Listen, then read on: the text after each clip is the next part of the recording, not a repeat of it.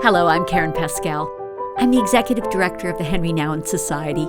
I want to welcome you to a new episode of Henri Nouwen, Now and Then. Our goal at the Henri Nouwen Society is to extend the rich spiritual legacy of Henri to audiences right around the world.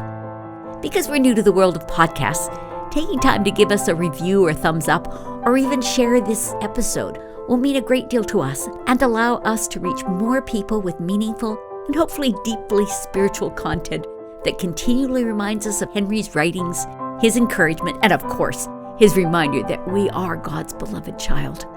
So with that said, let me take a moment to introduce my guest. Christina Crook is someone who has been deeply influenced by the writings of Henri Nouwen. She herself is a poet, pundit, and I think of her as a modern-day prophet. She writes books, speaks, and podcasts. I interviewed Christina in 2020 on her book JOMO, The Joy of Missing Out. She's released a new book, and it's outstanding. Good Burdens, How to Live Joyfully in the Digital Age. It is a book for our times that really helps us find the path to meaning and to joy. I've enjoyed this book and felt so freshly empowered by Christina's insights and challenges. A book is a little like a baby, Christina. I want to thank you for birthing this new baby. Thank you so much, Karen. Well, let's jump in where we are today. Almost 2 years into this worldwide pandemic, from your perspective, how has COVID changed us? Do you see us more entrapped and addicted to social media? By some accounts, we've sort of fast forwarded our shift online by a decade due to the COVID pandemic. You know, the places where technology, futurists thought we would be 10 years from now is actually where we are today in terms of how much of our lives have shifted online, our online spending habits, our remote work situation. So, I mean, it has absolutely transformed the ways that we live, and it has been our lifeline. We've been nearly 100% dependent upon the internet for just about every one of our needs. So in that respect, yes, I think it has exacerbated our digital addiction, our digital problems, but I also think it's opened up wonderful opportunities in terms of the ways in which we build a relationship and also the value we put on now in real life experiences. I'd like to know, first of all, why you felt compelled to write this book. As I said, it's like birthing a baby. Why this book? Why did you birth this? Was it sitting there in your spirit after JOMO? Or just take us on the journey. Mm-hmm. Yeah, this was a book that had percolated for a long time, like many books do. I first encountered the phrase "good burdens" when I encountered the work of Dr. Albert Borgman, who is a Christian philosopher at the University of Montana. And he actually wrote about good burdens in his 1984 book, Technology in the Shape of Contemporary Life. And he describes good burdens as certain activities that once you get across a certain threshold of effort, that the burden of it disappears. It becomes a joy. So, the example of putting in the effort of creating a meal and gathering loved ones to sit down for it. We're actually recording this on American Thanksgiving. That is a burdensome thing, right? The creation of that thing, but it is a good burden. And I felt like at the beginning of COVID, which was an incredibly difficult time, I think, for absolutely every person on the planet, that we did have this opportunity to reclaim and shift from a passive, consumptive, technology-driven culture to prioritizing the goods in the real world. And I saw that happening in my neighborhood. I write in Good Burdens about the little funny signs, right? People putting signs up in their windows. There were, houses in my neighborhood where they had, they called it the Ministry of Silly Walks, right? It's Monty Python, and you have to do a silly dance across the threshold of our home, right? And we would do them because we were all so bored, and we would walk around like the walks around the neighborhood where everyone's a lifeline. And I saw I saw this grounding happening in choosing to take up these burdens, these good burdens of playfulness and community building and sitting on the porch and just looking out for someone to talk to. So This is a book very much influenced by what we all went through with COVID-19, but is not specific to the COVID-19 pandemic, I should say. It seems to be more of a response to FOMO, which in a sense you understand so well. Maybe you can share with people what FOMO means and what, in a way, you're addressing. Mm-hmm. So FOMO is the fear of missing out, which psychologically is a phenomenon known as social contagion, which in the simplest terms is wanting what other people have or what other people appear to have, right? People they appear to have certain things, for example, through social media, but there's no way of really knowing. But FOMO, right?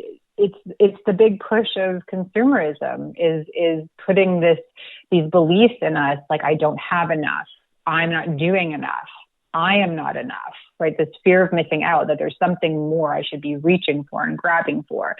And it's a place of utter dissatisfaction because we never arrive at our destination, because we can never have every experience. And the really sickly, the crucial part of the lie of FOMO is the belief that not only should we be doing everything, but that we can. And we can't, right? When we say yes to one thing, we're saying no to 1,000 other things. And that is such an important reality to grab a hold of.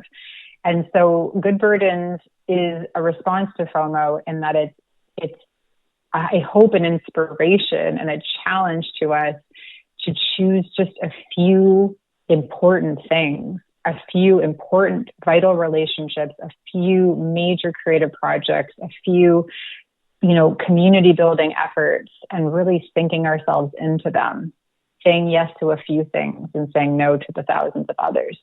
One thing you speak so well about is the reality of how much we can be addicted to our digital devices, how much our life can become, in a way, just observing the world go by, through our phones, or it's a life of passive consumption. And what does it do to us? I mean, what are you seeing as the crime in that, or the loss in that? Yes, technology's big promises are threefold. They're always promising. The big promises are, more convenience and more comfort and more control. But the reality is that's actually in opposition to the way that we work as human beings. We actually find joy in inconvenient things, like the inconvenient joys of relationship, which Henri was a master of. And so I'm writing in the book about the shift from the promises of big technology, comfort, control, and convenience, and shifting towards care and community and creativity. And this actually comes directly out of the research of a professor at the Pratt Institute in New York. Her name is Dr. Pamela Pavlisak, and she had people track their technology experiences and journals. And out of her study, she discovered that people who are happiest with technology actually use it differently. They use it for what I just said. They use it for care and community and creativity. So I think there is a way, in fact, I know there's a way, studies show, to live joyfully in the digital age, but it really does require intention and action. I'm very struck by the fact, I will say this to our listeners. This is a great book to read. You're very informed and you bring a lot of people into the discussion, a lot of wisdom into the discussion. And I think that's really important.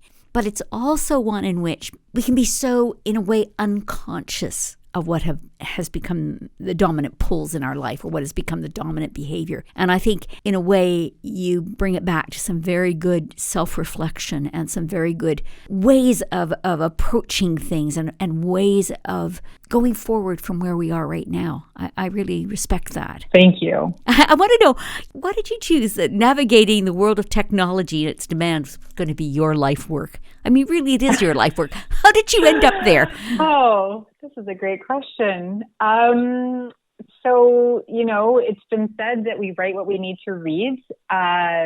So I think for a number of different reasons, I first began my studies at Simon Fraser University. It's a very liberal university. I focused on my studies in communication, and so it was quite a critical look at the ways in which mass communication has shaped both culture and individuals. And so I came into my career early on with the CBC in Vancouver with that lens and sort of held that, that critical lens throughout my life. But really where it began for me was we moved from Vancouver across the continent to Toronto, and sort of in one fell swoop, all of my relationships, or the majority of my relationships, were all of a sudden mediated in one way or another through the internet.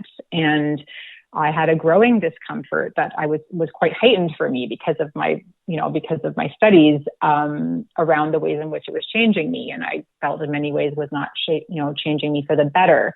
And so, that's where it all began for me. I had a curiosity about what happened if I ditched the internet for a time. And so I gave that up for 31 days and then wrote about that experience for a number of magazines. I wrote a number of essays, and that led into my first book, and here we are today. So it was by choice, and also by, I would say truly by God's leading. Yeah, that is really interesting. I mean, I see you as being my kind of expert I'm turning to, and a resource I'm really appreciating for this. I love the book because, at the heart of it, it grants permission to pursue joy. When you see that title, Good Burdens doesn't feel joyful. But tell me a little bit about that. You have wonderful subheadings within the book. One of them that I like right at the beginning is the algebra of joy. And then joy keeps cropping up. Tell us a bit about joy and how this connects, how this is woven into your book. So it's all about joy. Which makes me wish it was just joy, in the title. But I felt like we need to have this conversation about what truly brings joy. And it is these more burdensome things. And I want to just reframe the word burden before I get into also understanding the word joy a little bit more closely, if you can indulge me. Sure. Which is that I made this amazing discovery when I was doing a word study for this book around burdens. And that is that a ship's capacity is called a burden. And I was just like, I had all the goosebumps in the world, those moments where you make this aha moment and like everything starts connecting together. Because that's what good burdens do. They create capacity. They make more of us. And I think the most joyful activities in life do that. They create more capacity in our hearts, in our minds, in our spirits, in our bodies. And so I just wanted to sort of put that to the side about why it needed to be around this idea of burdens. Joy. So right in the dictionary definition of the word joy are the words well-being and success. And so that's the algebra of joy. It's not really algebra. It's well-being plus success equals joy. And I define well-being and success in a very specific way. I define well-being as having a positive relationship with your abilities and your limits, and success simply as the achievement of your goals. And we need both of those things to be present in the experience of joy. We all need direction, and we all need well-being, which comes by way of relationship, engagement in, important work, all these different things. So joy is central to this conversation because it's what we all want. We all want to experience joy. And so that's why this is so central to the work. And so throughout the book, it's quite interactive. You're actually, over the course of the book, you create your own list of 100 joys. And it's because I made this discovery. I was interviewing Dr. Ellen Langer, who's, widely considered the mother of mindfulness. She's was the first tenured woman professor in the psychology department at Harvard. And I was interviewing her on my podcast and the JOMOcast. And she was telling me that the definition of mindfulness is just actively noticing new things. And I started to pay attention to the experience of joy, and not just mine, but my community members, my friends, all the people around me. And there were two things present in joy. There was always some sort of attention. Like you need to be attentive to it, right? You can be having a joyful experience, but like miss it. Like you could be in it, but you're not in it. You know what I mean? You can miss it, like a gorgeous sunset, and you're just like distracted and not attentive. And also effort. And so there was something about noticing the things that bring us joy and nurturing the things that bring us joy, and that being a good burden. It's something that we need to be really attentive to and effortful about. So I'm hoping I'm explaining properly this connection between good burdens and joy. I think so. And I have my list of 100 joys now, which was really good. It was a really good exercise for me. At first I thought, 10, maybe 20. And then you kind of get freed up. It's almost like some stopper comes out of your inner being, and you realize you become a little bit more reflective of what are the things that really do give me joy. And I like that other part of it. I like that effort part, because in a way, that's one of the things I found in the book was a kind of inviting us back into the present circumstances we're in and how we can be more of a participant in them. One of the things I found is I wanted to be your neighbor. You're a good neighbor. Aww. I really got a kick out of that. I mean, there's all sorts of stories of your neighborhood, and I just kind of got the feel for someone who has decided to be aware of what's around her, as opposed to, just kind of racing out the front door and gone. And I enjoyed that. It challenged me, to be quite honest with you. It challenged me to be a better neighbor to my circle, my place, where you're planted, kind of thing. Thank you for that. Would you be willing to share some of your joys with us? What I found consistently was I love being with people that I love, whether it's family or friends. I mean, and the joy of a conversation, and the joy of laughter, and the joy of sharing a meal together, and the joy of just, that kind of connectedness, I guess, was one of those things. But then it came down to, silly stuff. I enjoy playing gin rummy. I enjoy, all sorts of crazy stuff. I enjoy gin and tonics probably too. All those fun things that are, are a good source of joy. Let me ask you how you found, I think you have a very strong perception of who Henri Nouwen was. And there's many aspects, even of what we've talked about, that remind me really of Henri. How about you? Do you have kind of ways in which you see Henri still informing you spiritually and creatively?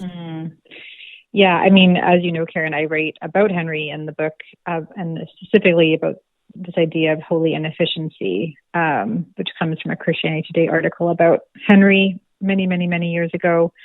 How does Henri not still inform my thinking and writing and living? I think one of the things that I just today, like in this moment, that I so deeply love about Henri was the ways in which he struggled and kept pressing on in the good burden of a relationship, even when it hurt, even when he was doing it badly, even when, just things weren't going his way. And he continues to be a consistent encouragement to me to continue to put in that good work. There's just so much in him. It's just so much honesty and kindness and vulnerability. That actually came up in my book launch. I was in conversation with David Sachs, who wrote the book The Revenge of Analog, and he was asking me about why I felt the need to, or the desire to, write with so much vulnerability in Good Burdens, about my own struggles, about my marriage, about all kinds of aspects of my life. And I would say that the courage to do that came from Henri. Yes, I love how you're describing your own writing, and it's really true. That's what I found there. I found that kind of vulnerable authenticity, and it's actually that kind of true line in Henri that draws people to him, is the reality. He says what it's like. He says who he is. He isn't trying to be something other than who he is. And often he's very hard on himself, but having said that, it still is very endearing and engaging, I think, to all of us, because we go, oh, that's just like me. I get that. And I think, that's Henri, just me Nouwen. Yeah, right? Just me now. Yeah. But I found that in your writing too. I mean, if there's a great deep choice in saying, I'll share with you not all the pretty stuff, not all the stuff that's neat and tidy. I'll share with you all of it. And it just invites people into such a freer place within their own spirits. And I'm grateful to be able to say, I think you've inherited the very best of Henri's approach. I like that so much. I love his line, to be hospitable, to liberate fearful hearts. I think that's beautiful too. And there's a welcoming in all of that. As I said, I love the fact you are an instructor in how to create community. And I think that's so valuable. You gave me some new language, and I thought it was interesting. New language for what I've thought of as meditation and solitude. Let's talk a little bit about unconstructed time. What do you mean by that? Just being with others for no purpose, which I think happens never now. And the importance of that. So I write about the term niksen, which is a Dutch term, which means exactly that, being together for zero purpose. And there's something about just a state of being, which seems counterintuitive in a book about burdens, because it might seem like I'm trying to push people to just do more, be more, but that is absolutely not the case. In fact, each chapter is about a state of being. Be grateful, be alive, be you. And so I think that a returning to, well, this comes right back to Henri and being the beloved, right? Yeah. All I want you to know is to know, right, that you are the beloved, that you are loved just as you are. And I think it is only in those spaces of just resting and being and stopping and being present with others as well that we really get to a true knowing of that, a true belief in that. And that's why I think it's so important. You also talk about something that was a beautiful phrase, something you were called into as a young girl, what it was to be a sanctuary for another person. And in a sense, that is an amazing offering we can give to anybody, to be a sanctuary for them. Maybe you might just elaborate a bit about what that means. Yeah. So I had this experience in grade 9. I was about 14 years old, where my best friend's mom attempted suicide. And it wasn't a call for help. It was a sincere attempt.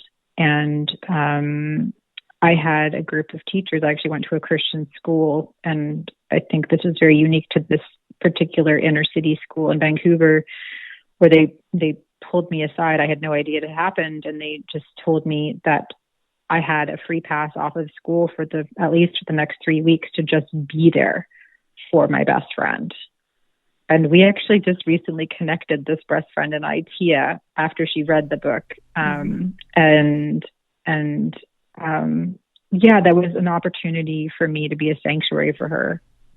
We didn't know what she would need. And that's what my teacher said. They said, we don't know what she's going to need. You're not going to know what she needs, but you just need to be available, to be there for her. And so it just gave me permission to do that. And it did feel like such an incredible privilege to be whatever she needed me to be for her in that time. And I think that's the longing of all of our hearts, right? Is we're just saying, would you just be here with me? We're so busy. None of us have margin. The digital space is so overcrowded. There's so few moments where we're not being bombarded by incoming information or willfully choosing information. But really our hearts are just wanting to be, with God, with ourselves, with others. So yeah, that's why the importance of sanctuary. Do you think technology can be used to carry good burdens? Yes. Tell me how. Absolutely, yes. And that is really what I hope people take away from this book is, and it comes back to what I shared before about Pamela Pavasak's findings about how the people happiest with technology use it very distinctly. They use it in very distinct ways, and they use it for purposes. They use it for caring for others. And it could be also for caring for yourself, right? And, actively engaging with resources that support you. building community. I think communities can be begun online. I do think that we need to, close the gap in terms of being in person or being as direct as possible. We've got Facebook groups, but if you make a connection with one person, putting that into a direct chat, building community more directly, I think is always the goal, but we can start there. And then creativity, right? You and I are currently using technology for a creative project that is this amazing podcast and also the sharing of my new creative work, which is the book. We're using these technologies in a very distinct ways. And I think if we can keep those 3 C's in the forefront, care and community and creativity, and just ask that question. Maybe you're scrolling on Instagram or whatever, you're binge watching YouTube. Just ask yourself, is this helping me to care? Is this helping me to build community? Is this helping me creatively? And if not, then maybe it's time to shift your attention in a different direction. It's interesting because I think one of the greatest dangers of technology is it can fill every minute and you don't have quiet. That quiet is important in terms of communicating and having peace with God, but it's also the place out of which I think creativity can really come. Ideas can be birthed and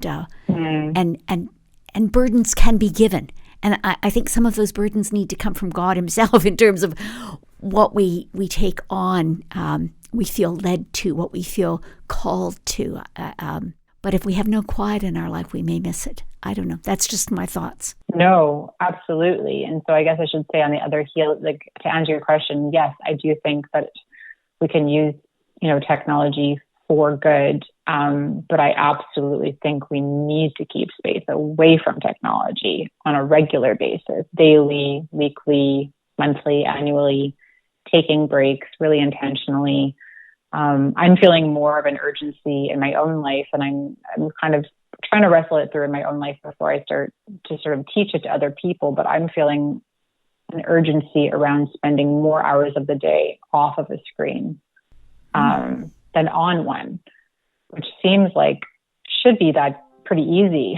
But it actually requires some intentionality, at least in my own life. And there's something about skewing the balance to the real world and being away from devices that seems really vital for grounding in what's really true and what's real. Even yesterday, I went for a walk and just sort of lingered on a walk, a midday coffee walk. It just felt important. And so I think it's important to pay attention to those nudges, because I do think that's spirit. I do think that's God trying to get our attention. And I rarely feel that online. I don't know if I ever have actually felt that online, that nudge. Isn't it interesting? I think I'd agree with you. What I found throughout your book was I could tell without having to ask you what was on your joy list. There's this longing for the real and for that which is grand and beautiful. Christina, you're so savvy about the world of technology, and in your strength, you lead others on a voyage of discovery, teaching people how to thrive in our digital age. Your latest book, Good Burdens, is one I can highly recommend. Thank you so much, Karen. I mean it wholeheartedly. I find delight in your book on every page. You call us to make hope our compass. Thank you so much for being with us today. Thank you so much for having me, Karen. It was a joy. Good to be with you. I invite you to all go to our website where you will find more resources related to today's podcast. Just click on the links on the podcast page of our website. Once again, if you've enjoyed this podcast, please give us a thumbs up or a good review and share it with your friends and family. Thanks for listening. Until next time. Thanks so much for watching. Be sure to subscribe, give us a thumbs up, or follow us on social media for more Henri Nouwen content. For books, videos, and other resources, or if you'd like to receive free daily Henri Nouwen e-meditations, you can follow the links below.